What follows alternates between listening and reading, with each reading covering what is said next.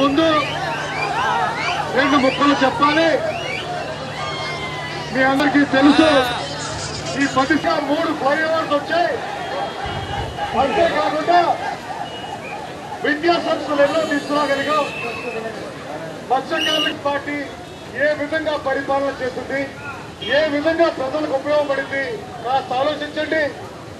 ఈనాడు మరి ఈ election season లో ప్రజా సంక్షేమాన్ని కోరుకుని మాత్రం రావట్లేదు.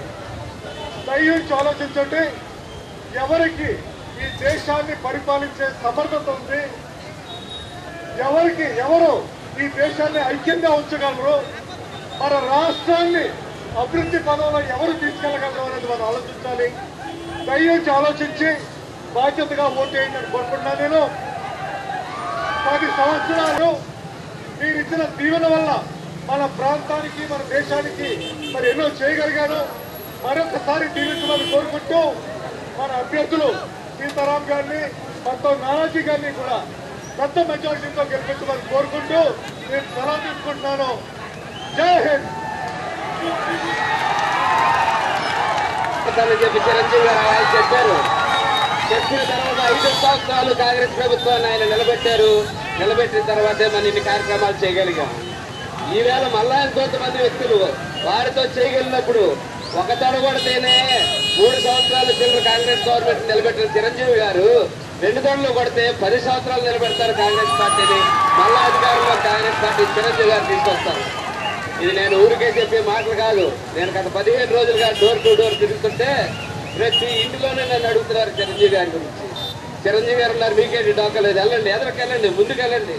మిమ్మల్ని ఎవరైతే కష్టాల్లో పెట్టి వెళ్ళిపోయారో నాయకులు వారినే ప్రజలు కష్టాల్లో పెడతారు, మీరెవరో కష్టాల్లో ఉంటారు, వెళ్ళండి, ఎదరికి వెళ్ళండి అని చెప్పి ప్రతి ఒక్కరు వెళ్ళిపెట్టి ప్రోత్సహిస్తున్నారు.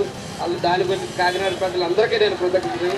ఖచ్చితంగా మీరందరూ కూడా అస్తుగుర్తు మీద ఓటేసి నన్ను మన మల్లపల్లి పల్లవరాజు గారిని కూడా నెగ్గించవలసిందిగా కోరుతూ ప్రార్థిస్తున్నాం.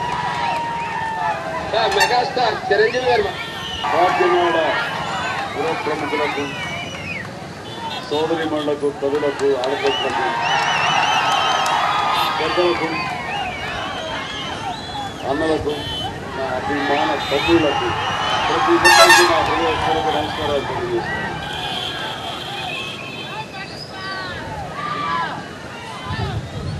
కాకినాడకి నేను ఎన్నోసార్లు వస్తూనే ఉన్నాయి. నటుడుగా రావడం చాలా తక్కువే కానీ రాజకీయాలు వచ్చిన తర్వాత ఎన్నో సందర్భాల్లో ఈ కార్యానికి వస్తూనే ఉన్నాయి.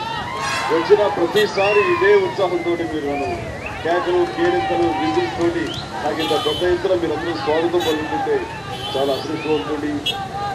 మీ యొక్క కుటుంబ సభ్యుడిగా, మీ మనిషిగా, మీ ఇంట్లో వ్యక్తిగా వస్తే ఎంత ఆనందంతో మీరందరూ స్వాగతిస్తారో ఆ రకంగా మీరందరూ చిరునవ్వుతో ఉత్సాహపడుతున్న కేరింతలతో ఆహ్వానిస్తుంటే చాలా ఆనందంగా ఉంది.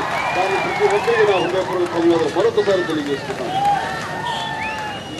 నేను మిమ్మల్ని సొంతం చేసుకోవడం కాదు, మీరు నన్ను సొంతం చేసుకున్నారు, అర్థం చేసుకున్నారు.